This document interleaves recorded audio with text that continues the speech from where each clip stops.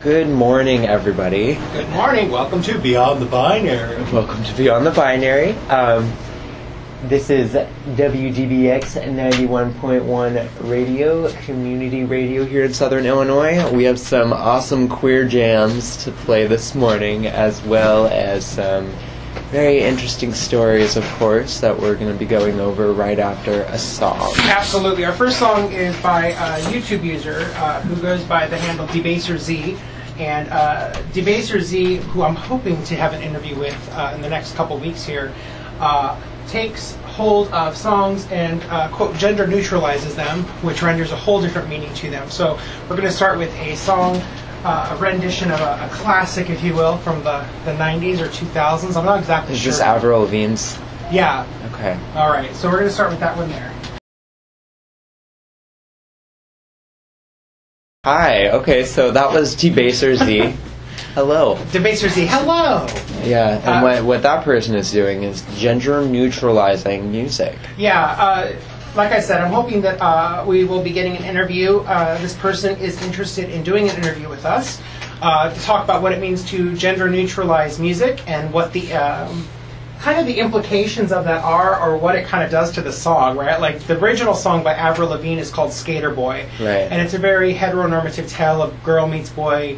They fall in love, kind of, sort of. And so what does it mean to now call it Skater Person, and how it kind of forces one to stumble over these words, this language, to really challenge what it means to have some sort of gender relationship, even in a very popular song in some capacity. So, yeah, so there's that.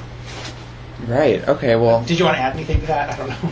Sure, well, I just think that gender neutralizing music is a great kind of response to not having music growing up that really, you know, kind of aligns with how you see yourself, or sure, you know, aligns with maybe your sexual orientation or whatever it is. We have a very and I don't know about you, Ari, or anyone listening, but I know that when I was young, I was constantly changing the lyrics to songs out loud. It often ended with some sort of resistance, often from parents who just would not have that. I do have a really twisted memory, if you will, of a moment with a certain family member where I was reappropriating in the moment the lyrics to the song When a Man Loves a Woman, and I said When a Man Loves a Man, and it was not a cute response that I got from that, right? And I know I'm not the only one who experiences that, but what it means to kind of change these songs in ways that we probably already do.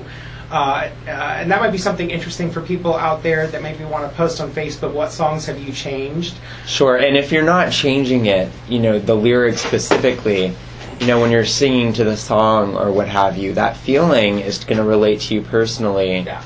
So we, in a way, are changing it. Absolutely. It's interesting how that works, but it's still, of course, enforcing that binary on everybody, which is kind of the great move that DebaserZ is making. Yeah. Right. Well, let's go to move into our first kind of segment of discussion here, and we're turning to a story that has been circulating for some time now. In fact, this has been, I believe, a 4-year project, and I've seen this come through a couple times. Oh, 3 years. I'm sorry, 3 years. Excuse me. Where a photographer, Lindsay, this is about a boys' camp that's working to redefine gender. A photographer named Lindsay Morris has been documenting this 4-day camp for gender nonconforming boys and their parents. Now, these boys are referred to as boys because most of them are young, and so as a result, a lot of them don't necessarily use this kind of language that adults use to identify in some way, whether it's because it's a little boy who feels feminine, likes feminine things. We don't know necessarily if the boy is going to grow up to be or identify as gay, as straight, as a trans woman. We don't know. But these are what we consider assigned boys who really like feminine things, and they like to dress up. And so this is a space where we have parents that are supportive of this expression. And the camp is called You Are You, and the name has been changed to protect the privacy of the children. So to be clear, it's a pseudonym, so we have to keep that in mind. So I'm not sure exactly how to access this if you're a parent interested in sending your kid here. But it is called You Are You, and maybe you can contact Lindsay Morris to access this camp if it's something in the future that you're interested in. But the pictures show these kids, these young boys, and at the end of it culminates in a fashion show, where these boys prepare for the year for this talent show and a fashion show where they walk their dresses down the aisle and show off what they have. A lot of them, it's their moms and grandmas who have made these dresses and gowns with their little boys. And they get to show it off. It's something they wanted to do without having the pressure of the outside world telling them, no, that's wrong. That's really awesome, because that's encouraging self-expression, which I think is so important.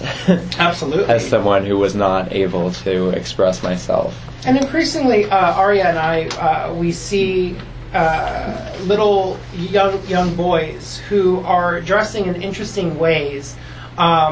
And by interesting, I do mean non-traditional ways, in ways that, without question, kind of walking around with maybe their mother, their father, dressed in clothing articles that would be traditionally reserved for or assumed to be on what we might call a girl's body. And there's something very interesting about how that support, without question, is, to me, it's beautiful, and it's something that sometimes can be jarring, because I just want to step out and I want to applaud the mom, but at the same time, I also feel like it's not our responsibility to ever draw direct attention to, because I think that it kind of renders those of us who are trans and living queer lives in some way, it renders us still the weird ones. Sure, yeah, but it's always great to see that when we have seen it. Yeah, absolutely. So that means it's happening, you know. Yeah. And when it wasn't happening a long time ago, it's becoming a lot more. Parents are becoming more, you know, wanting to, in general, support their children. And, sure. And kind of like looking at those gender stereotypes and being able to kind of break free of that, and I think is really great. Yes, and I think a lot of this is just increasing knowledge. I do think that whether or not visibility of trans people in media is positive or not, everything that's positive is always still problematic, I do believe. We can always continue to critique it. But I do think that representation, ready access to different types of trans experiences, shows like what we have here are really opening the possibility that there's people that are like this everywhere, right? That we are everywhere. We're out to get you. We are everywhere. And I think that it's becoming a relatively slowly, more inclusive space. And some of those, I would like one day in the future for us to have a show focused on, without taking the focus away from trans people, but focus on the question I get a lot from people, which is, how do I approach a trans person, quote, right?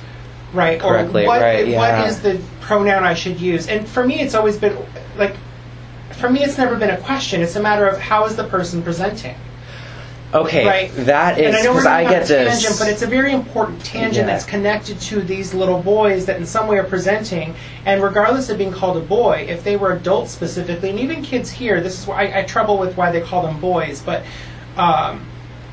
anyways, go ahead, Aaron. Where were you wanting to go with that, with the pronouns and how you present? And well, I mean, just going off what you're saying, kids really aren't being given the responsibility to identify themselves. You know, they're given that self-expression tool, but they're not being deemed as intelligent or experienced enough to be able to say, this is what I am.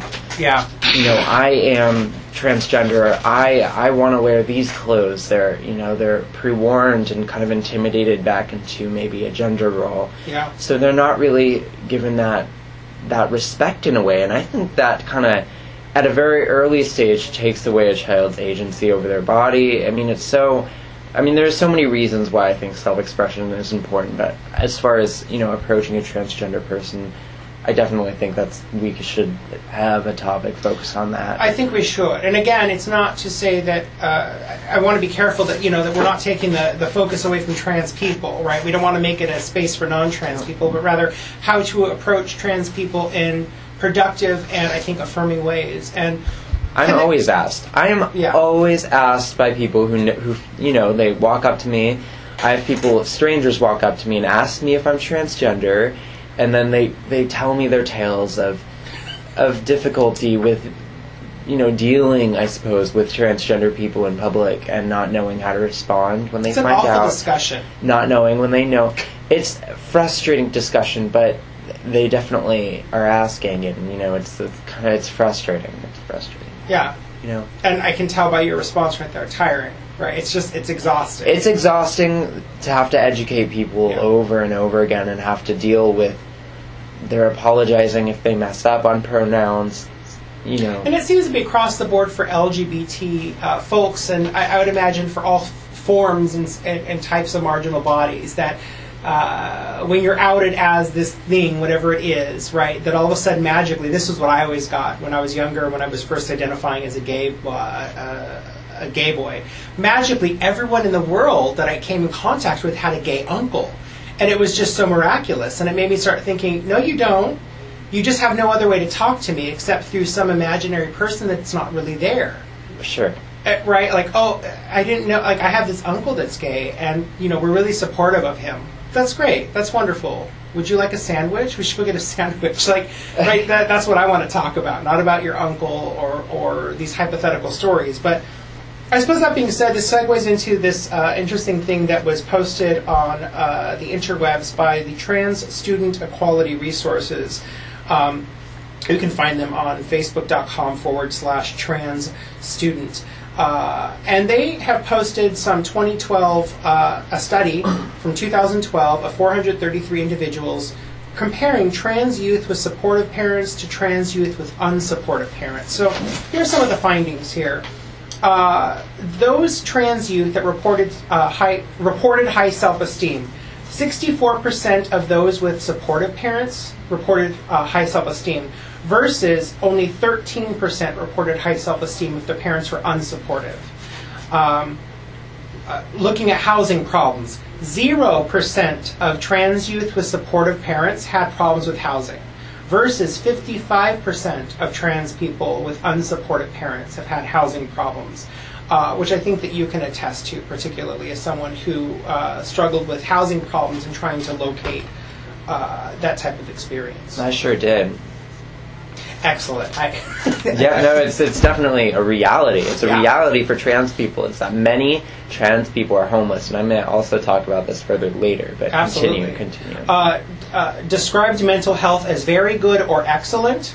70% with supportive parents said they had excellent or very good mental health, versus 15%. 15%. And kind of connected to this are these two particular spaces here. 75% of trans people without supportive parents experienced or suffered from depression versus 23%.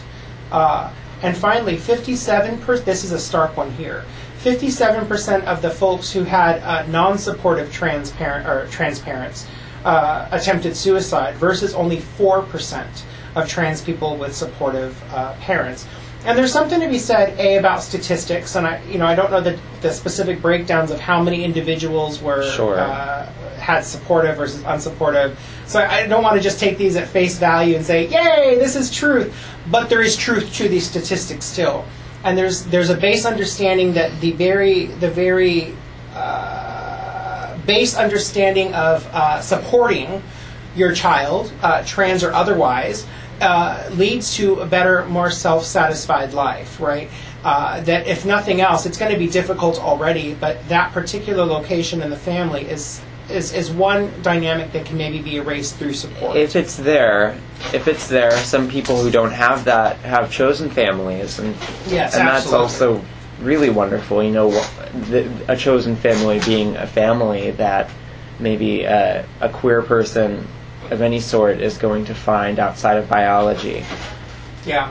And I can't help but think that part of this study is, because it's dealing with trans youth, is prior to maybe locating families of choice. It's the family home before, no matter however that family looked. And so that's, again, part of the limitation, I think, of not knowing the statistics specifics of what these families look like. Yeah, right. But there is something there about generally supporting your youth, and I think this camp is one example of some parents trying to support their trans, we might say trans, we're not sure, again, these boys who like feminine things, like glitter and dresses and lovely things that could spark a revolution, certainly. That is so funny to me, because there are many trans youth that specifically follow the gender binary just fine, because because they're scared, maybe because they maybe tried it out once but then got pushed right back in. A lot of trans people may follow masculine and feminine, as far as it being properly assigned. Yeah. Completely. normally, right? Yeah. So that's where things can get confusing, is that there's always this like, oh, well, were there signs of you being transgender when you were younger? Sometimes there isn't, because sometimes there is, a female that is feminine, right? But is really a man, right? Right. Well, absolutely. I mean, the variation and the beauty of being, the dynamic of being trans, that there's so much variation that the very question of were there signs assumes that there was a binary way of acting in the first place. That there's an absolute way that a boy was supposed to act, as opposed to, well, maybe that masculine boy is a butch woman. What happens to a lot of trans people, a lot when I was in support groups, is them saying, I don't get support from my parents because they say there was no sign. Right.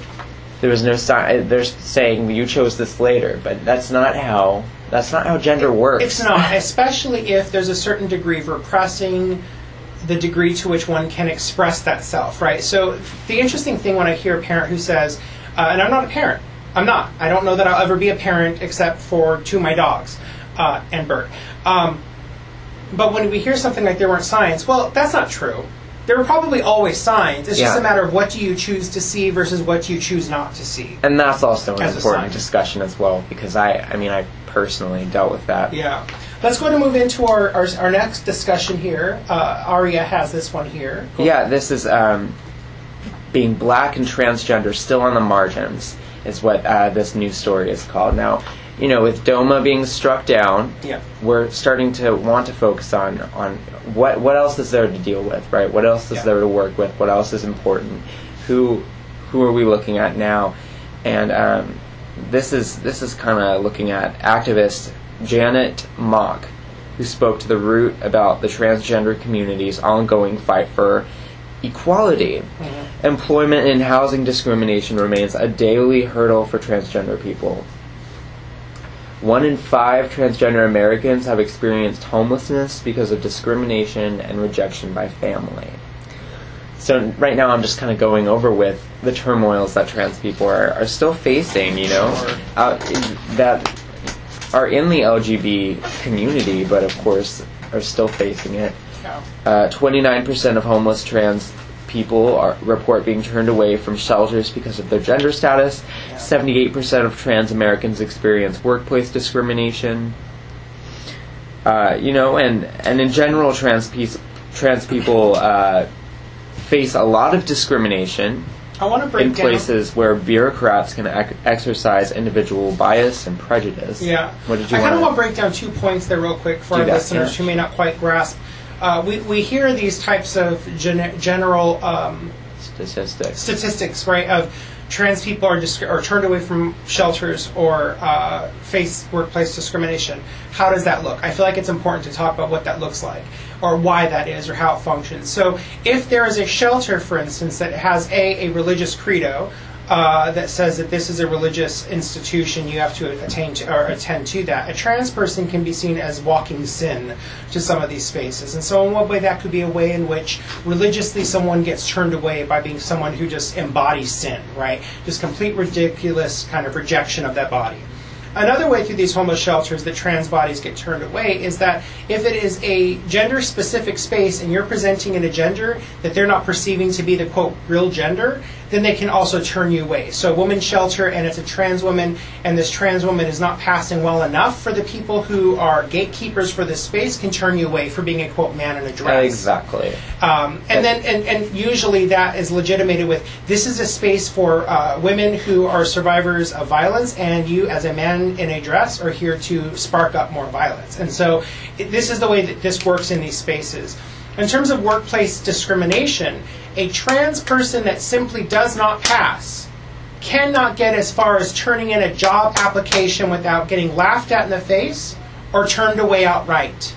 Exactly. Do not deny this reality to trans people. Do not. This is a reality. And I think too often, trans people, this is a really good example of a certain population being blamed for not being able to access things like work when people, employers, you don't even have to have, you can have a non-discrimination clause. You can have that in. You can say, here it is, we do not discriminate. But if you cannot get through the first hurdle of I need to show my face to get that application or to turn in my resume, and you turn away at that point, there's no paper trail to show discrimination happened.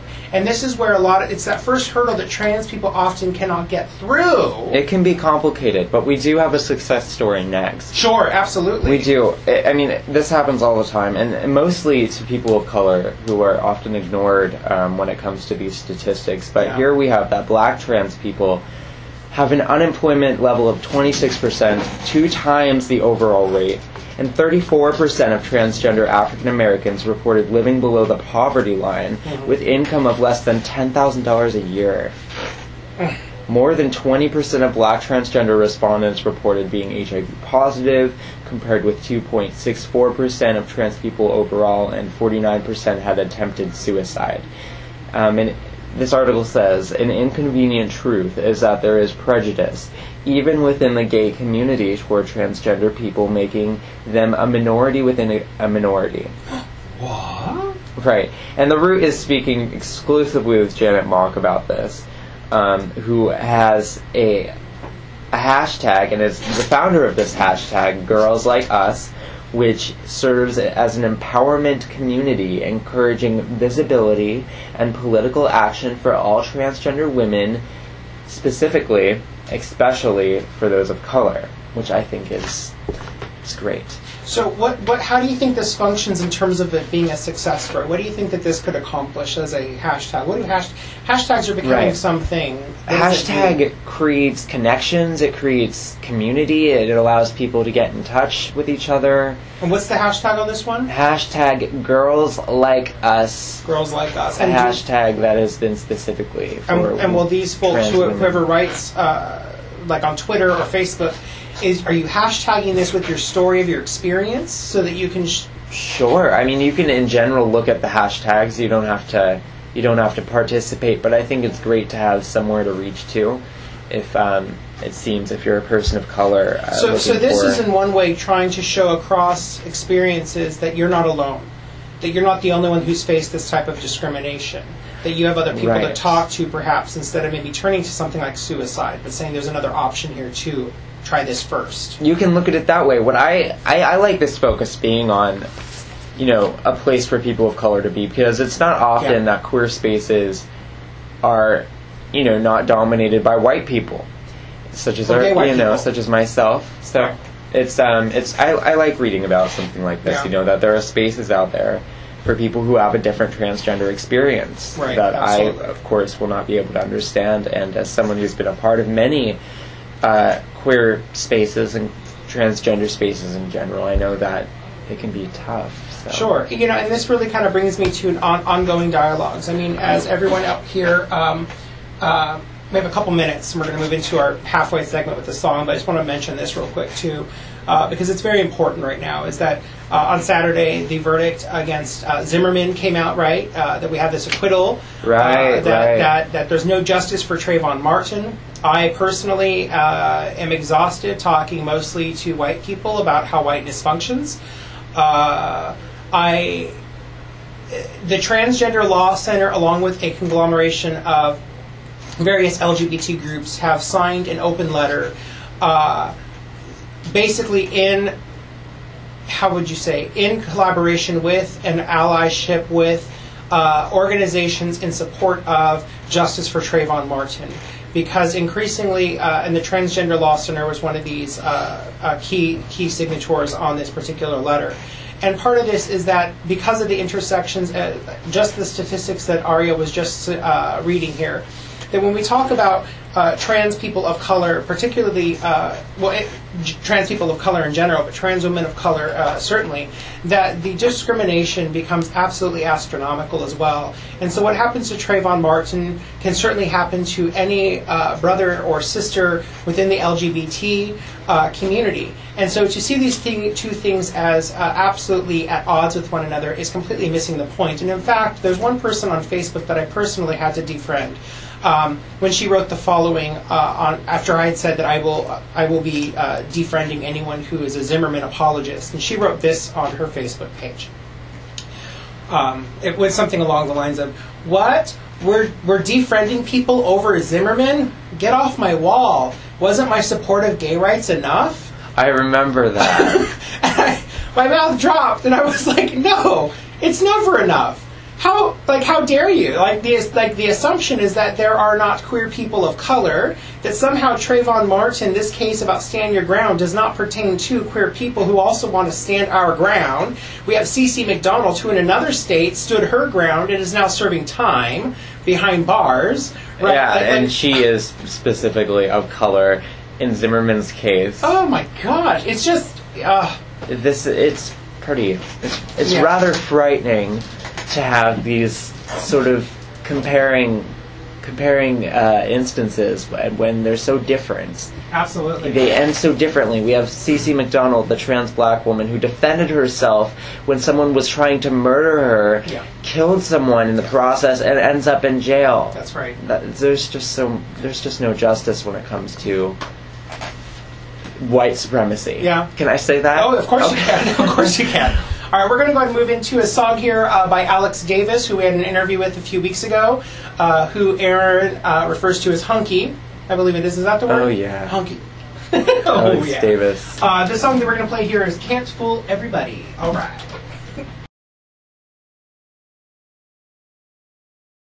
Woo! Good morning. That was Alex Davis. That was Alex Davis's... What song was that by Alex Davis? That one is Can't Fool Everyone All the Time, or Can't Fool Everybody. I'm sorry, Can't Fool Everybody. Can't Fool Everybody. Good morning, everyone. This is Beyond the Binary. You can find us on Facebook.com/Beyond the Binary. And you can email us at btbradio@gmail.com. Tell us what you think. Or don't, if it's bad. If it's bad, tell it to yourself. Keep it to yourself. Write yourself a little letter. Put it in the mail. When you get it, open it up, feel appalled, and then tear it up. Yeah. But let us know all the good things. Let us know the good things. Okay. We're going to move on to I have an article here by theadvocate.com. Do it. It's called Trans Women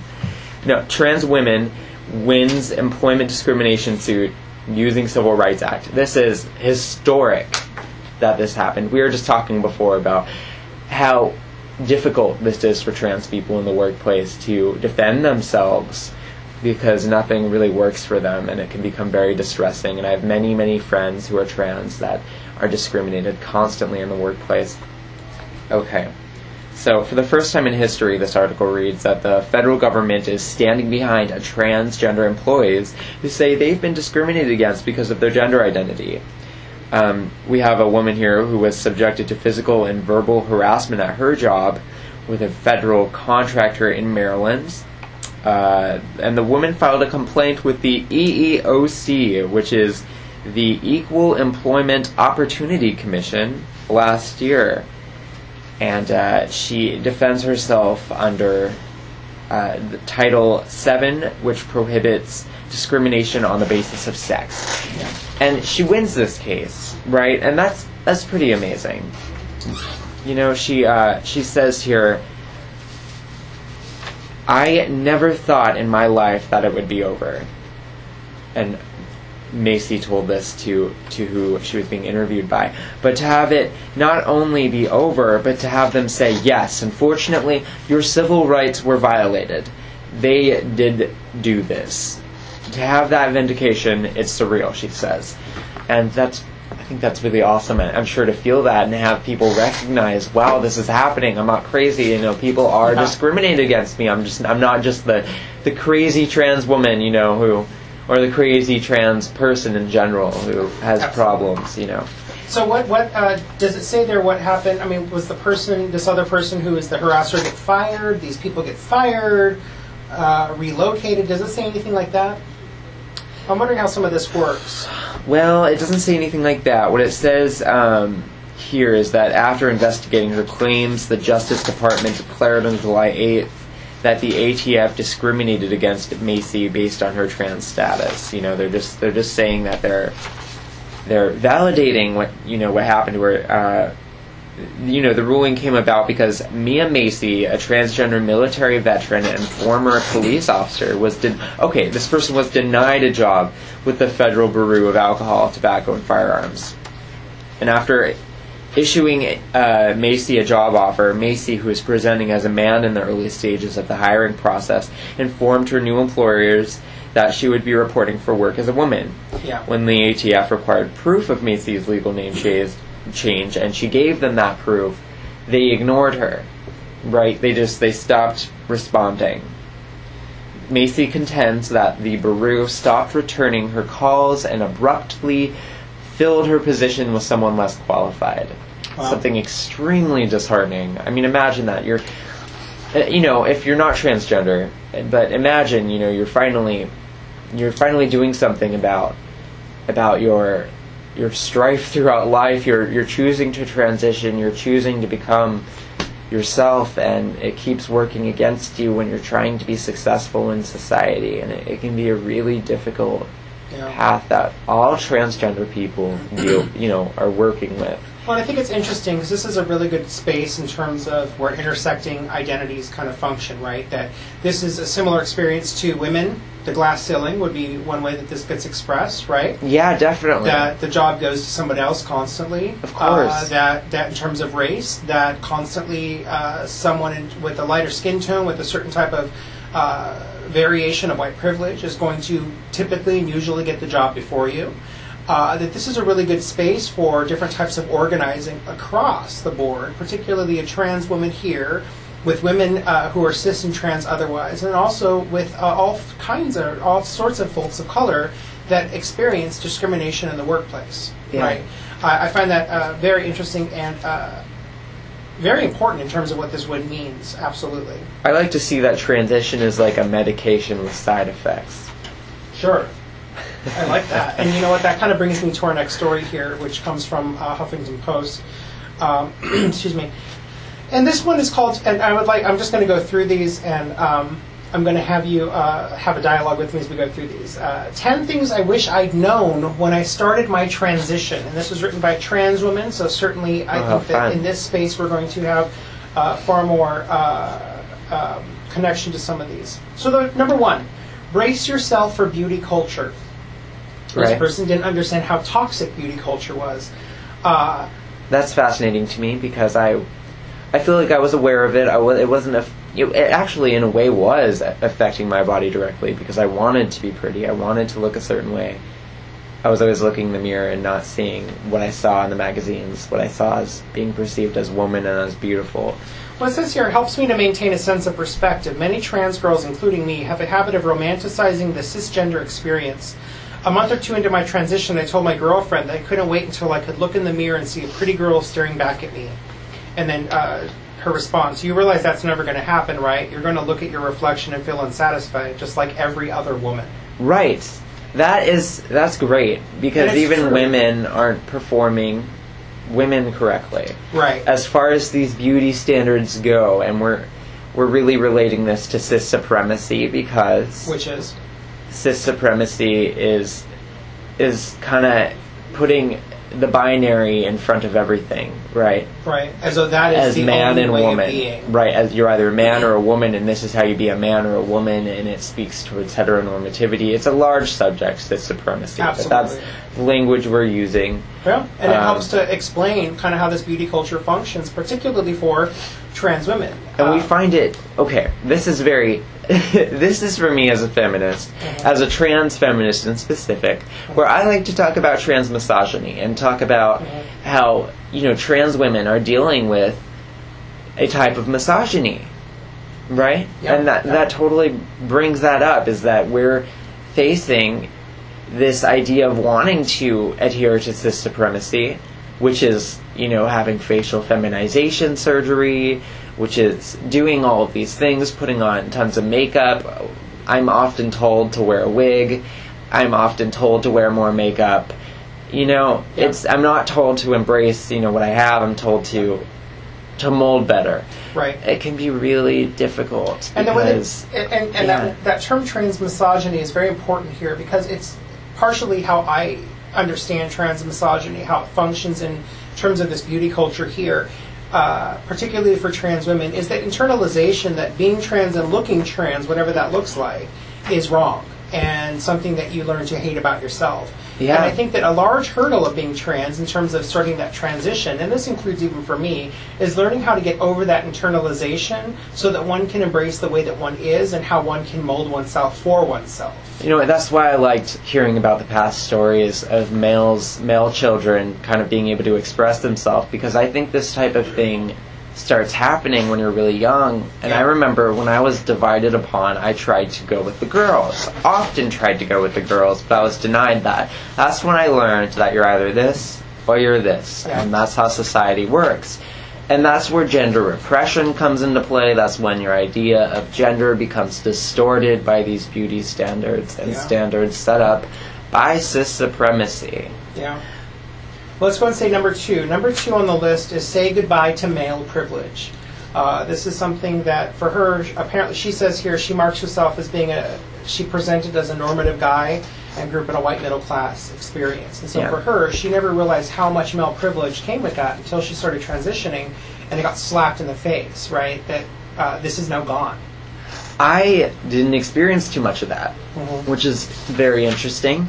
And there were things I did experience, don't get me wrong. As a male, I was very depressed and I never smiled and I walked around feeling like a robot, but understand that's how I felt. That wasn't my natural way of being masculine, or that's not how I wanted to be perceived, but many people perceive that as being normal.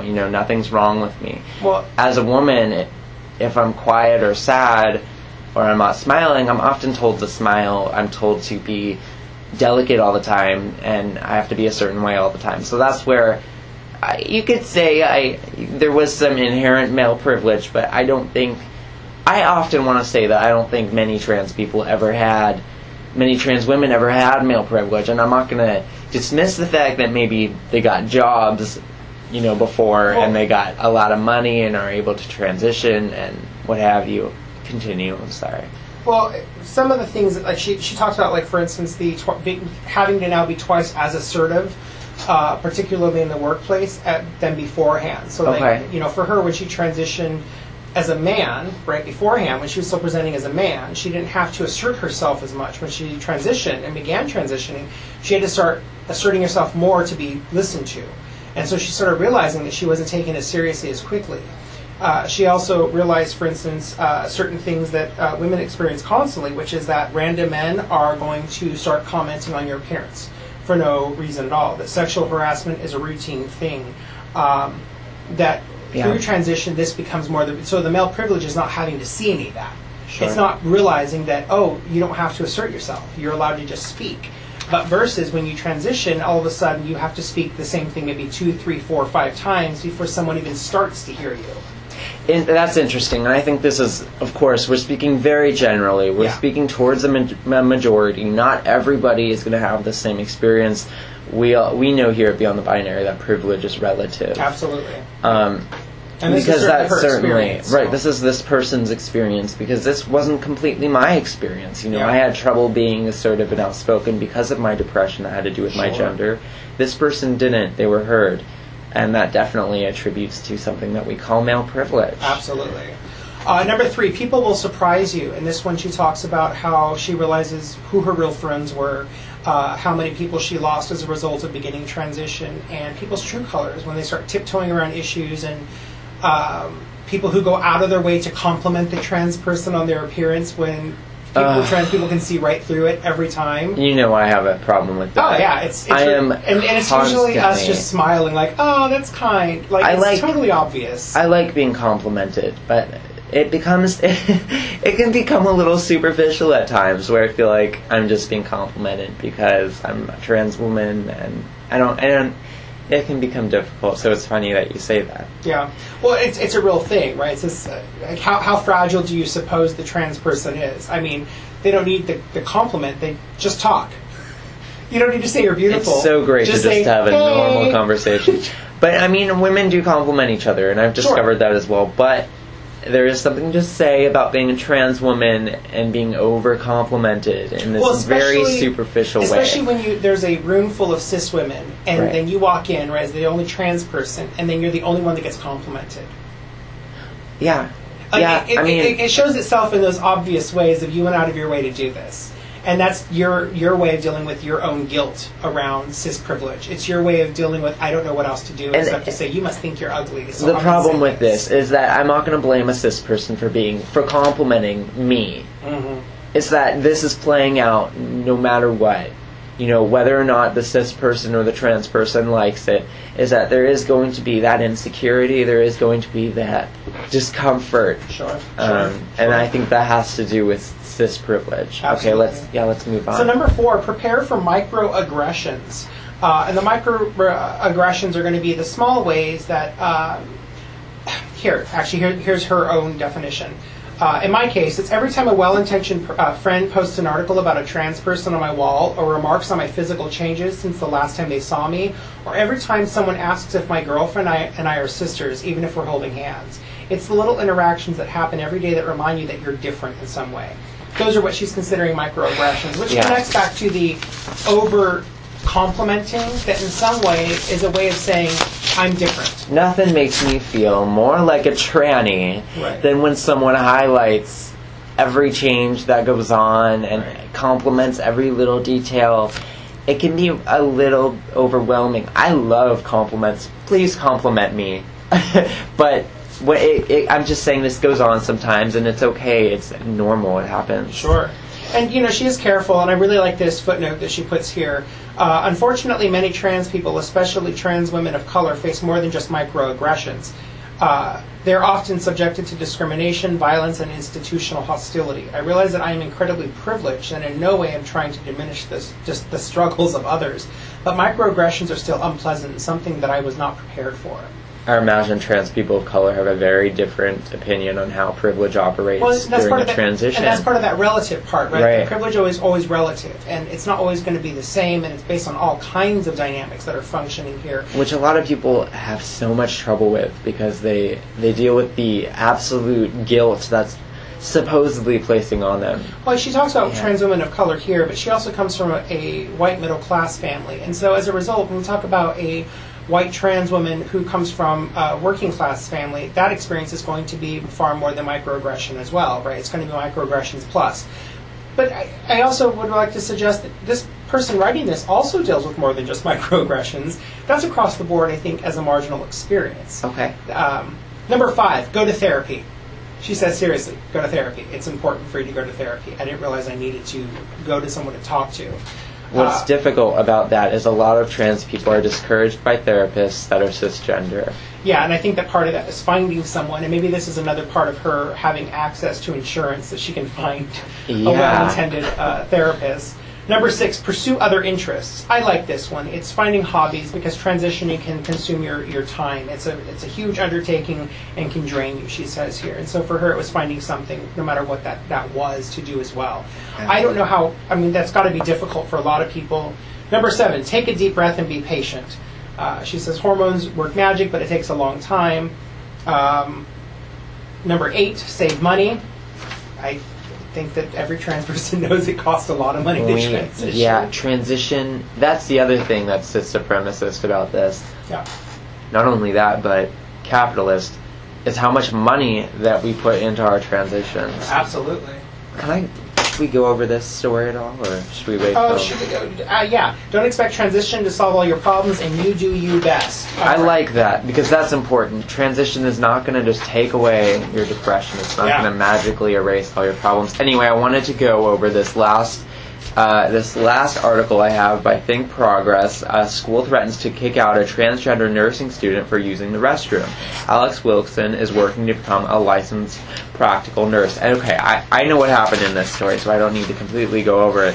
But this person was using, of course, the women's restroom, and apparently one of the students had a problem with it. They complained, and the school gave her an ultimatum. Either you start using the restroom that's in an entirely different building, or you're losing, not only your job, but you're not a student anymore, so you can't become a nurse. So that's how, crazy the whole bathroom situation is with trans people. Is this person was just going to the restroom. This is a nursing school? Yeah. Yeah, remind me not to go see these nurses that are getting trained at this particular facility if they're telling a trans student not to use the restroom. Yeah. What awful practitioners are those? And the fact that this is a nursing space telling her this. Seriously? As if you're not going to have trans patients? Like, serious underhaul and training needs to take place at this place. Oh, my goodness. It's pretty unfortunate. Instead of offering gender-neutral restrooms, they just go straight to that ultimatum, and they talk about privacy, like she's invading someone's privacy by using the woman's restroom. It's awful. It's awful what this woman is going through. Alice Wilson, as a nursing student, just trying to use the restroom. So we're going to do our best to try to follow Alex and what's going on with her experience as well. Currently, there is no statewide law in Florida protecting trans people from discrimination when it comes to public accommodations like restrooms. Oh, Deb Bush, she really likes to take care of us. Oy. All right. Well, that about does it for our show. We're going to actually leave you with a song by RuPaul today called Responsitranity. Any last words for today that you'd like to share? No. Remember to think. Remember to think. There, I like that. Well, thanks for tuning into Beyond the Binary, where the T is not silent. I did it. Did you like that? That was good. LGBT, where the T is not silent. Remember to think. Remember to... Thanks a lot. That was a rough transition. Ah! All right. Thanks, everyone. We'll see you next week.